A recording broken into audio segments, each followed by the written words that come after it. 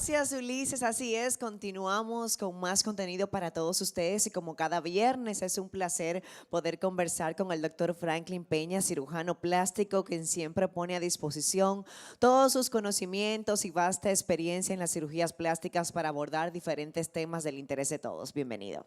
Muy buenas tardes, encantado de estar con ustedes y con todos los amigos y amigas que diariamente ven este programa. Y el tema de hoy es cáncer de mamas.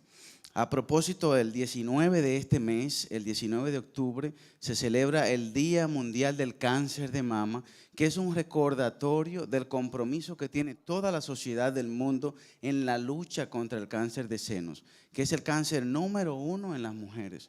Y por eso el tema de cómo prevenir el cáncer y todo acerca del cáncer de senos. Excelente. Vemos que es un poquito raro escuchar pacientes que ya luego de practicarse cirugías, es decir, implantes de seno, padezcan de un cáncer. Pero normalmente en las pacientes que ya se han sanado del mismo o quizás tienen una detección, ¿es posible de que éstas puedan luego realizarse una cirugía? Sí, claro, de hecho, luego que se detecta un carcinoma, un cáncer de mama, el tratamiento quirúrgico suele ser extirpar el seno y precisamente la prevención en salud es todo. Siempre buscamos más prevenir que tratar, pero cuando una mujer ya ha tenido cáncer de mamas, se hace una mastectomía y se colocan implantes. Con implantes mamarios es que se hace una reconstrucción mamaria para que luego la mujer no tenga el estigma de que ha perdido un seno, de que pierde esa feminidad. Vamos al inicio. ¿Cómo se produce el cáncer de senos en la El mujer? cáncer, como cualquier cáncer o tumor en el cuerpo, es un número de células que crece anormalmente. Una mutación genética se llama, en que las células que están en el seno se comienzan a reproducir sin control.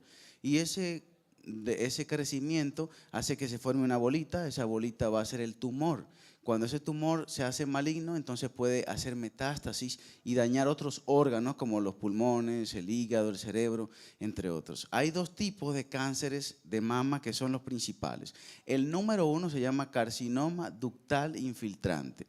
Y se llama carcinoma ductal infiltrante porque de los conductos por donde sale la leche materna hacia el pezón, ahí hay unas células epiteliales y esas células son las que producen ese cáncer. Se llama carcinoma ductal infiltrante y es el 80% de todos los cánceres de senos.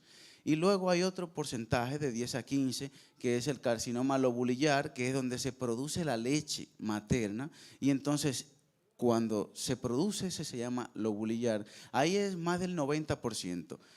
Hay otros tipos de cánceres de mama, pero no sobrepasan el 10%.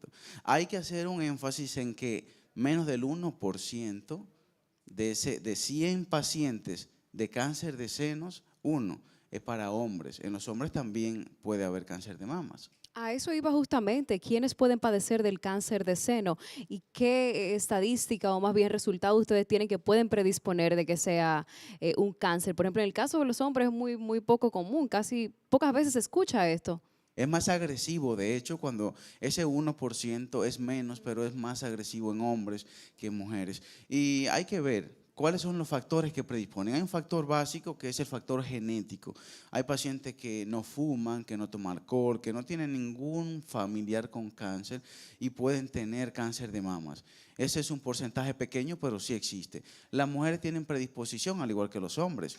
Una fumadora tiene más riesgo de cáncer de mama, por eso el cigarrillo, el tabaquismo, no solo en el cáncer de seno, cáncer de pulmón, cáncer de garganta, por eso el tabaquismo tratamos y en cirugía plástica, fíjense que ninguna paciente que fume se puede operar. Tiene que abandonar el cigarrillo por lo menos 15 días o un mes antes, dependiendo de cada caso y de cada cirugía que se vaya a practicar. Pero el cigarrillo, el alcoholismo, tener un familiar como mamá, tía, abuela, un familiar cercano que haya tenido cáncer de mamas, tener hijos a muy larga edad, después de los 40, haber tenido la menstruación muy joven, antes de los 10 años, esos son de los factores que pueden aumentar la incidencia de cáncer de senos. Hablamos y promovemos la prevención. ¿En qué momento, a qué edad la mujer debe de tomar conciencia y decir, tengo que empezar a chequearme? Porque relacionamos normalmente el cáncer de mama a mujeres mayores. Escuchamos muchas decir, yo soy muy joven para esto. ¿Cuál es la edad correcta, indicada para que inicie ese proceso? ¿Y cuál es ese primer paso para una correcta evaluación? Lamentablemente para el cáncer no hay edad, pero en mujeres mayores de 35 es más frecuente el cáncer de mamas. De los 35 en adelante es cuando la mujer debe tener cuidado, pero desde los 20, desde O sea, los un primer 18, examen usted lo recomienda a qué edad. un primer examen mamario con imágenes, mamografía y sonomamografía después de 35.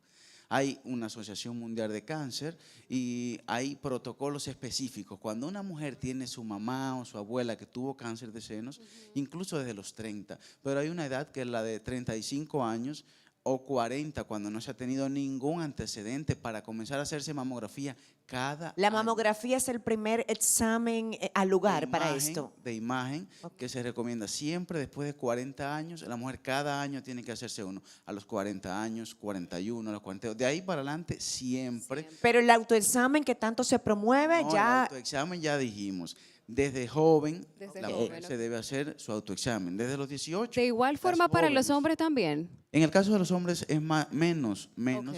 ese tipo de autoexamen, pero se puede palpar una bolita. Y ahí es donde vamos. La prevención en cáncer de mamas es muy importante, porque lo que puede ser un cáncer grave, muy agresivo, que puede tener metástasis, si se detecta a tiempo, se puede combatir. Por ejemplo, lo número uno es el autoexamen de mama, que con los dedos, la mujer mientras se baña o mientras se está cambiando de ropa puede hacerlo. Con los ¿Podemos dedos, explicar cómo es el autoexamen? claro, muy fácilmente. Y había mostrado unas imágenes anteriormente donde en línea recta de arriba hacia abajo puede la mujer buscar anomalía en sus senos, moviendo los dedos desde la base del cuello, desde la clavícula hacia abajo donde termina el seno, luego ese mismo movimiento repetirlo desde el centro con 3 dedos, Sí. el índice, el medio, el anular, desde el medio del pecho hacia la axila, va a hacer ese movimiento hacia abajo. Y lo va repitiendo desde el medio del pecho hacia la axila. Y luego también contrario, como si estuviera haciendo una cruz.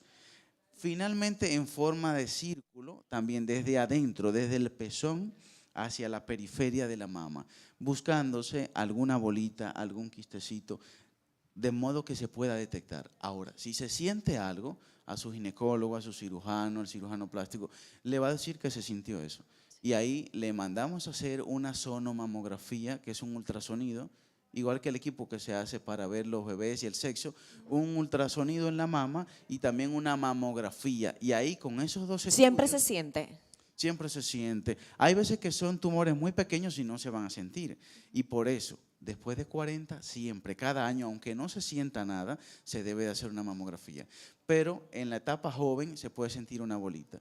Y luego le mandamos a hacer sonomamografía y mamografía y ahí detectamos. El estudio de imagen número 1 es una resonancia magnética, pero como es un poco más costoso, no está disponible en todos los centros, iniciamos con sonomamografía y mamografía, que está prácticamente en todos los pueblos de nuestro país.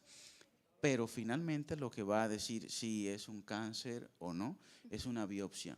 Una biopsia es tomar un pedacito de ese tejido o de ese tumor y con una agujita se introduce en el seno, guiado por sonografía, se está viendo, se extrae un pedacito y ahí en el microscopio el patólogo puede decir qué es o no es. Ya siendo así, se hace una cirugía para extirpar el cáncer o la mama en caso de que sea grande.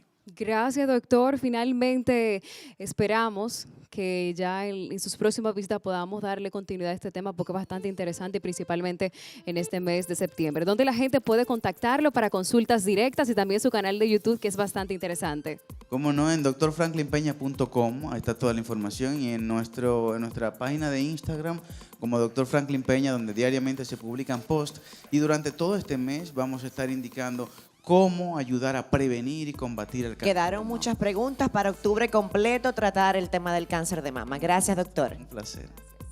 Continuamos entonces, queda más contenido en este viernes, siguen en el aire de extremo a extremo.